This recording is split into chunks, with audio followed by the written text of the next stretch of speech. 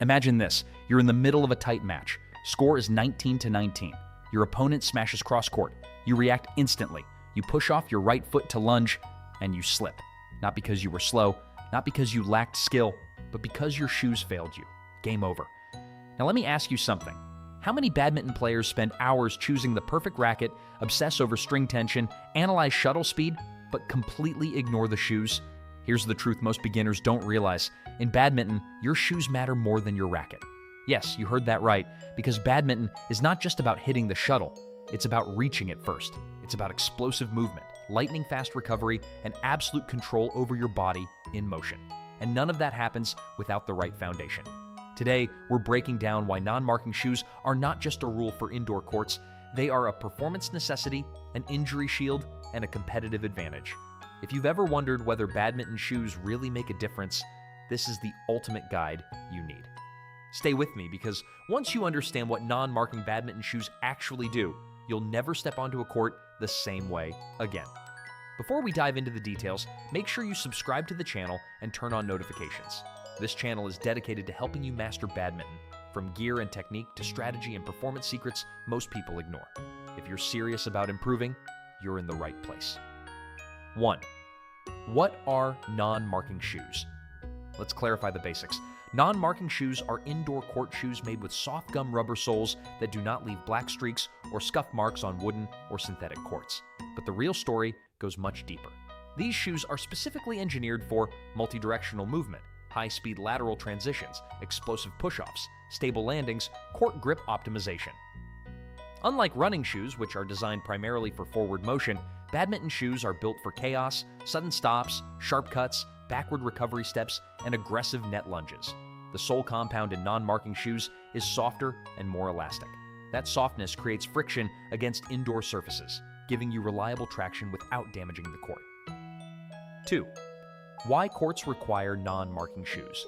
Most badminton courts are constructed from hardwood flooring, PVC synthetic mats, polyurethane indoor surfaces.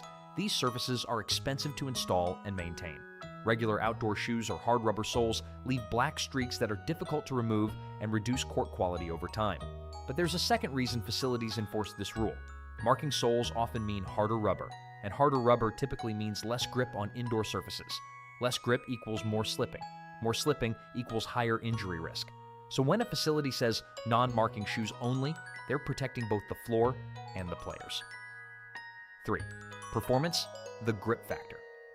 In badminton, footwork is everything. Elite players don't win because they smash harder. They win because they reach the shuttle earlier and recover faster.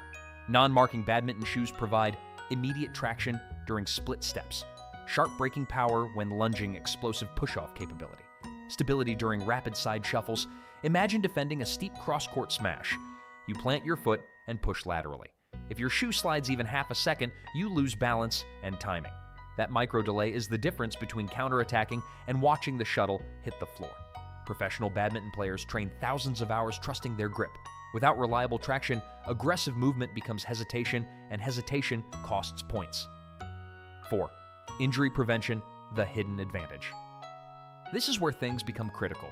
Badminton places extreme stress on ankles, knees, Achilles tendons, calf muscles, plantar fascia. The sport involves repeated, deep lunges, sudden pivots, jump, smashes, rapid decelerations.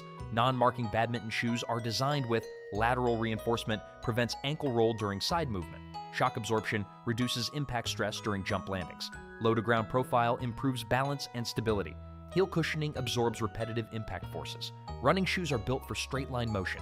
Their higher heel elevation and softer sidewalls make them unstable for lateral movements. This significantly increases the risk of ankle sprains. One awkward landing in the wrong shoes can mean weeks off the court. Now ask yourself, is saving money on proper shoes worth risking an injury? 5. Weight and agility.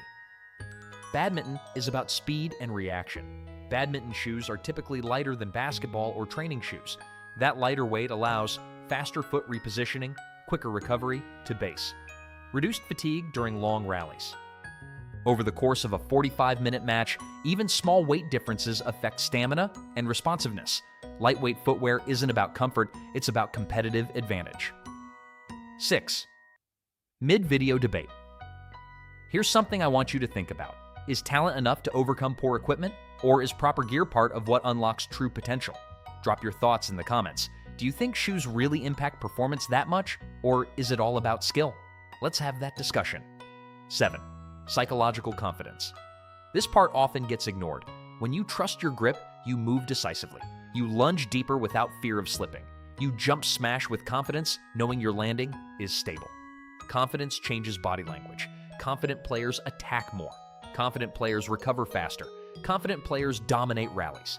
The right non-marking badminton shoes don't just improve biomechanics, they strengthen mindset. 8.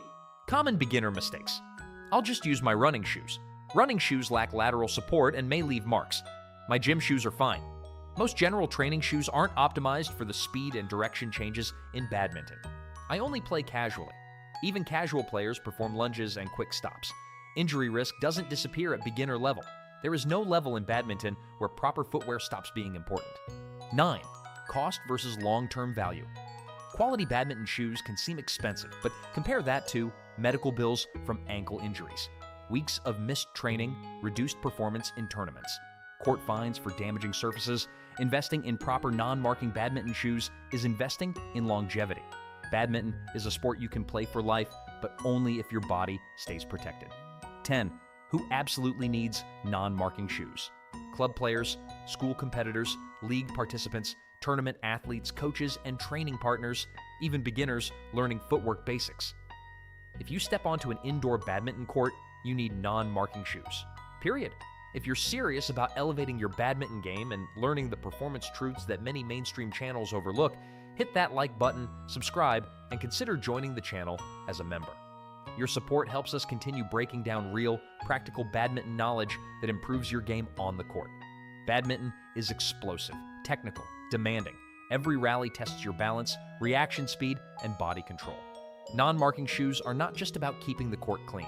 They are about precision footwork, injury prevention, competitive edge stability under pressure, long-term performance growth. Conclusion: non-marking shoes are not an accessory. They are not optional. They are not just a facility requirement, they are the foundation of your movement. They determine how confidently you lunge, how safely you land, how sharply you cut, how explosively you push off. Badminton is played from the ground up. Every rally begins with footwork. Every winning shot starts with positioning, and positioning starts with traction. If you want to move faster, stay injury-free, and unlock your full potential on court, the decision is simple. Choose the right foundation. Because in badminton, greatness doesn't start with your racket. It starts with your shoes. The next time you step onto the court, look down at your shoes. Because in badminton, everything starts from the ground up, and your foundation determines how high you can rise.